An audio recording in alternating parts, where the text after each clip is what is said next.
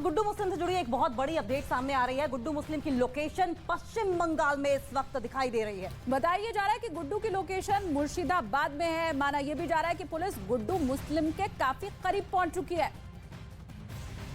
तो ये बड़ी अपडेट आपको बता दें, पश्चिम बंगाल में आखिरी लोकेशन गुड्डू मुस्लिम की मिली है और इसी को देखते हुए अब तलाश और छापेमारी तेज कर दी गई है और माना यह जा रहा है कि अब जल्द ही गुड्डू मुस्लिम पर भी शिकंजा कसा जाएगा। तो बहुत बड़ी खबर इस वक्त की आपको हम बता रहे हैं। अगला नंबर गुड्डू मुस्लिम का है, किसी भी वक्त उसकी गिरफ्तारी हो सकती है।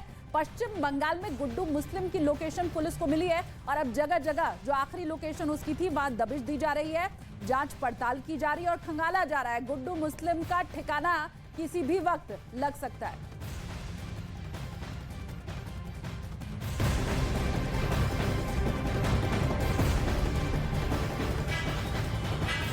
गुड्डू मुस्लिम के बाद अगला नाम जो आता है वो है शाइस्ता परवीन का। एक सामान्य और साधारण सी अभी तक बताई जाने वाली महिला, जिसकी पहचान बस ये थी कि वो अतीक की बेगम है। वो बेगम अब कितनी चालबाजियां दिखा रही है वो इस वक्त हम आपको बताएंगे। दो उनकी ऐसी तस्वीर सामने आ गई है जिसके जरिए ये पता चल रहा है कि वो भरमाने की, बरगलाने की कोशिश कर रही है। वो अपना लुक चेंज कर रही है। दो तस्वीरें इस वक्त हम आपको दिखा रहे हैं।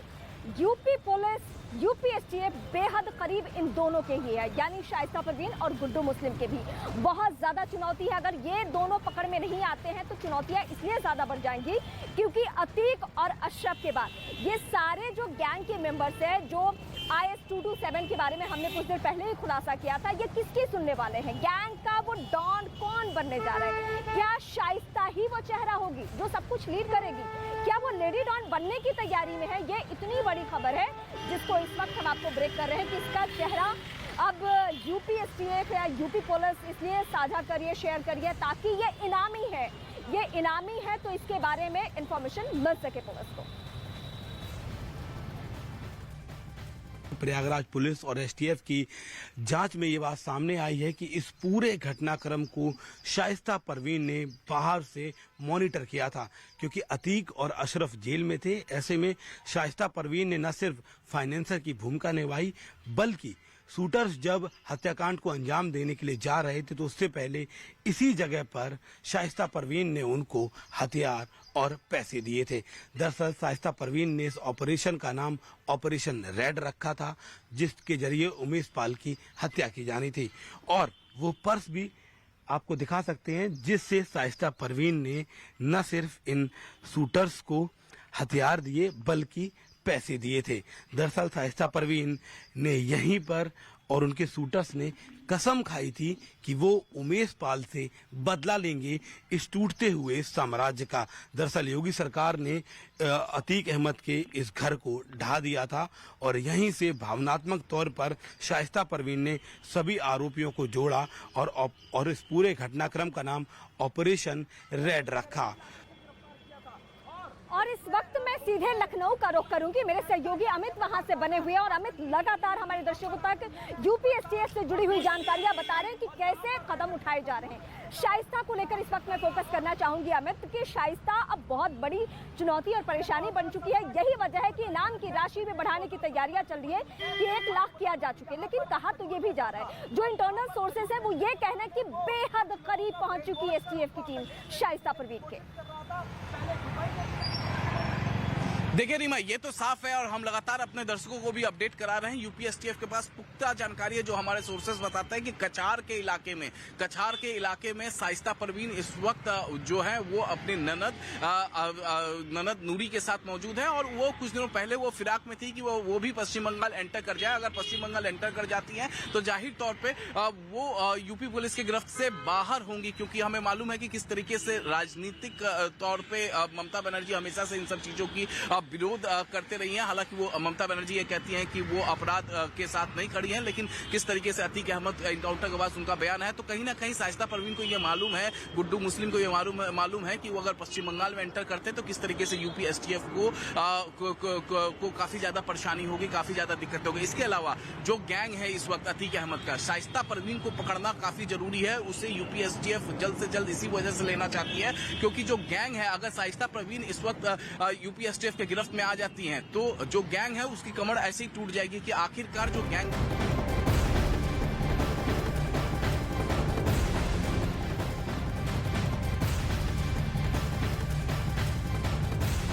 और अतीक अहमद मर्डर केस को सुलझाने में जुटी पुलिस हर रोज नए नए राज खोल रही है। हालांकि अतीक अहमद की पत्नी शाइस्ता अब तक फरार है। उमेश पाल हत्याकांड में फरार चल रही आरोपी शाइस्ता परवीन की अब 2 तस्वीरें सामने आई हैं और जिनके बारे में ये दावा किया जा रहा है कि ये तस्वीरें कुछ ही दिन पहले की हैं, यानी कि ये तस्वीरें शाइस्ता के फरार होने के बाद की बताई जा रही हैं। तस्वीरें इस वक्त आपको हम दिखा भी रहे हैं। देखिए, पुलिस सूत्रों के मुताबिक उत्तर प्रदेश एसटीएफ को एक सीसीटीवी वीडियो मिला है जिसमें शाइस्ता परवीन किसी से मोबाइल फोन पर बात करती दिखाई दी है। पुलिस सूत्रों के मुताबिक ये दोनों तस्वीरें उसी सीसीटीवी वीडियो से निकाली गई हैं। हालांकि यूपी एसटीएफ को ये फोटो कहां से मिली, इसकी लोकेशन क्या है, इसके बारे में पुलिस ने कुछ नहीं बताया। एसटीएफ शाइस्ता को पकड़ने के लिए कई जगह पर दबिश दे रही है। शाइस्ता परवीन लगातार अपना लुक बदल रही है, जगह बदल रही है और 2 नई फोटो शाइस्ता से जुड़ी हुई जो मिली है वो आपके सामने। ये सिर्फ हमारी टीम के पास है इस वक्त की सबसे बड़ी बात। IS-227 ये वो नाम है जो अतीक के गैंग का नाम है। लिस्ट है, इस लिस्ट का खाका कई सलाखों के पीछे पहुंच चुके हैं तो कई सलाखों के पीछे पहुंचने वाले हैं। सब 121 नाम इस सुपर एक्सक्लूसिव लिस्ट में मौजूद है। ये जो लिस्ट इस वक्त आप देख रहे हैं ये सिर्फ और सिर्फ न्यूज़ 18 इंडिया के पास ही है।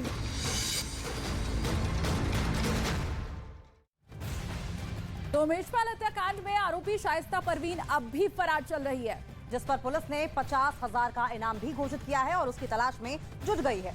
लेकिन अतीक गैंग की ये लेडी डॉन अब भी छिपी हुई है जिसने साल 2019 में गैंग की कमान संभाली थी और देखते ही देखते गैंग में बड़े बड़े फैसले लेती रही।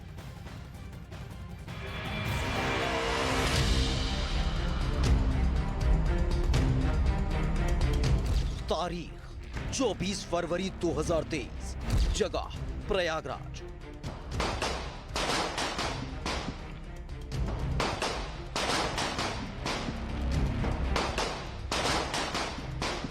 जब दिन दहाड़े राजूपाल हत्याकांड के मुख्य गवाह उमेश पाल की हत्या कर दी गई थी, जिसको अंजाम देने के लिए अतीक का पूरा परिवार प्लानिंग में शामिल रहा। जिसके बाद अतीक अहमद के बेटे असद का 13 अप्रैल को एनकाउंटर हो गया, तो वहीं 2 दिन बाद यानी 15 अप्रैल को अतीक अहमद और अशरफ की हत्या हो गई। लेकिन अब भी अतीक की गैर मौजूदगी में अतीक के गैंग को चलाने वाली शाइस्ता परवीन पुलिस की गिरफ्त से बाहर है। अतीक गैंग की लेडी डॉन शाइस्ता के हाथों में गैंग की कमान। अतीक अहमद का गैंग IS-227 यानी इंटर स्टेट 227, जिसकी कमान अतीक अहमद के हाथों में रही। लेकिन जब तक वो नैनी जेल में रहा, जिसके बाद उसे देवरिया जेल में शिफ्ट किया गया था, जहां एक कारोबारी को धमकी देने के बाद साल 2018 में अतीक को गुजरात की साबरमती जेल में शिफ्ट कर दिया गया। साल 2018, जगह फूलपुर यूपी। ये वो साल था जब अतीक ने जेल में रहकर ही फूलपुर से लोकसभा का उपचुनाव लड़ा, जिसमें शाइस्ता परवीन ने अतीक के लिए प्रचार किया। तो वहीं बेटे उमर ने चुनाव की कमान संभाली, लेकिन अतीक अहमद चुनाव हार गया।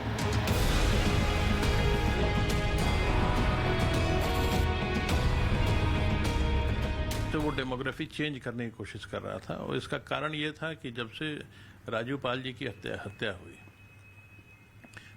उसके बाद इस फैमिली का कोई इलेक्शन जीत नहीं पा रहा था और इलेक्शन जीतने के लिए इनको डेमोग्राफी चेंज करने की आवश्यकता महसूस हुई।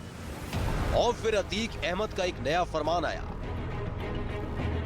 तारीख 3 जून 2019, ये वो तारीख थी जब शाइस्ता परवीन की क्राइम क्वीन बनने की कहानी शुरू हुई, क्योंकि एक तरफ साबरमती जेल में शिफ्ट होने के बाद अतीक का रसूख खत्म हो रहा था, वो चुनाव हार चुका था, उसकी हनक, उसकी धमक प्रयागराज में कम होती जा रही थी। अतीक के बेटे छोटे थे, तो आखिरकार अतीक अहमद ने शाइस्ता परवीन को गैंग की कमान सौंप दी। अब शाइस्ता परवीन ही गैंग को संभालने लगी, उगाही का काम शुरू किया। शूटर्स को ऑर्डर शाइस्ता परवीन ही देती रही।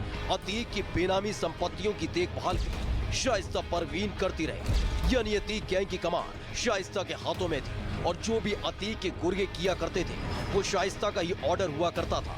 इसी बीच साल 2021 में शाइस्ता परवीन AIMIM में शामिल हो गई। अपने पति अतीक अहमद की तरह क्राइम से राजनीति में उतरने की तैयारी में शाइस्ता जुट गए। उम्मीद थी और भरोसा भी कि साल 2022 में यूपी में होने जा रहे विधानसभा चुनाव में टिकट मिलेगा।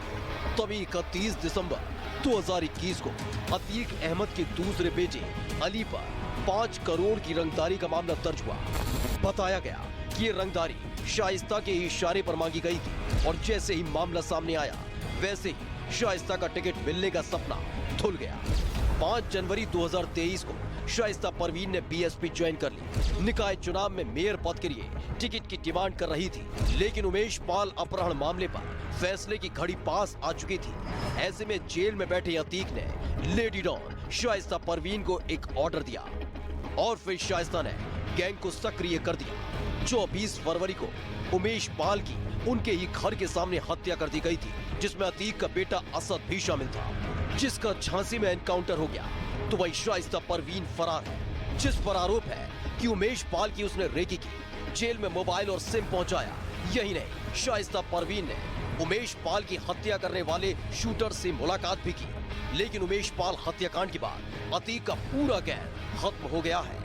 लेकिन अब भी अतीक अहमद की पत्नी शाइस्ता परवीन फरार चल रही है, जिसकी तलाश पुलिस को है। अभी तो ये छिपे हुए हैं, क्योंकि जैसा मैंने बताया कि गैंग के पास छिपने के स्थानों की कोई कमी नहीं है। लेकिन जिला पुलिस भी इनकी खूब तलाश कर रही है, STF भी लगातार काम कर रही है। तो उम्मीद है कि जल्द गिरफ्तारी होगी। शाइस्ता पर पुलिस ने इनाम घोषित कर रखा है और उसकी गिरफ्तारी के लिए लगातार छापेमारी चल रही है। लेकिन अतीक गैंग की लेडी डॉन फरार है।